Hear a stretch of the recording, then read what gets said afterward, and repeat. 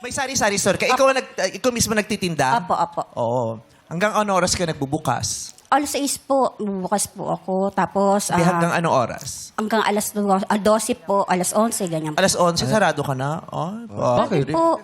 Magiinuman pa kami, sarado. Hindi, may tinda pang beer. Yun ang pinaka-bad trip sa barangay, di ba? Oo. Yung ang akin yung nagsasara, kailangan pa namin pumili ng 7-Eleven para Malayo bumili pa, lang no? ng yelo lang pupuntahan namin, punta pa kaming kanto. Oo. Di ba? Huwag kayo nagsasara agad. Okay, chichirya. Sana pag may mga ganyan kayo negosyo, iniisip nyo rin yung mga bisyo namin.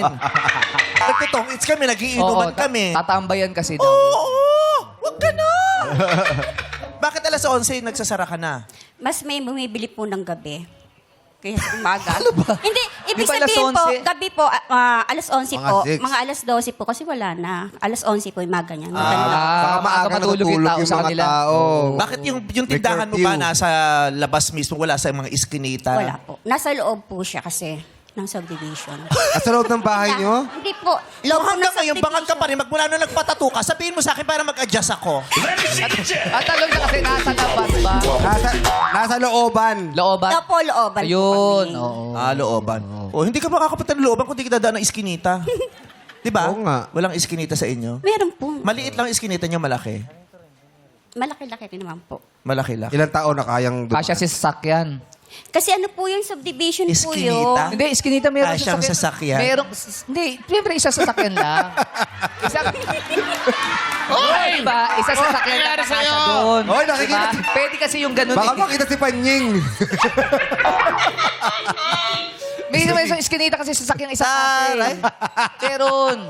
Iskinita? Kasya sasakyan? Meron isa lang. Pero walang dadaan na iba, siyempre. Walang salubong. Ang laki ng subdivision niya. Kasi sa sasakyan.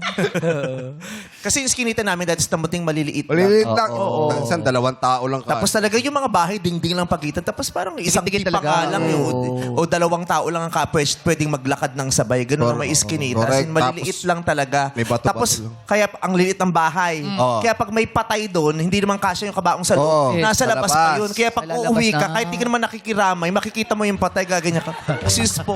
Papapanaginipan mo pa yun. Papapanaginipan. Hihingi ka talaga ng tawa dun sa patay kasi itatagilid mo siya, padaan lang, itatagilid mo Wala yung patay, talaga gagawin mo na yung patay. May nagsusugal pa ron. O may nagsusugal pa, ha? May inis pa yung sugal kung heater siya, tapos i-excuse ka. Ang hirap dumaan. Oo, kaya yung mga patay sa amin, minsan di na hinihiga, itinatayo na lang. Masikip, tumambay ka muna dyan, nakagano na sa dingding yung patay. Oo, tapos 30 days na hindi pa nililibing. Tagal naman na. Kaya laki daw nung tong eh. Sayang din. Oo, sayang Parang pa naman nililibing. yun.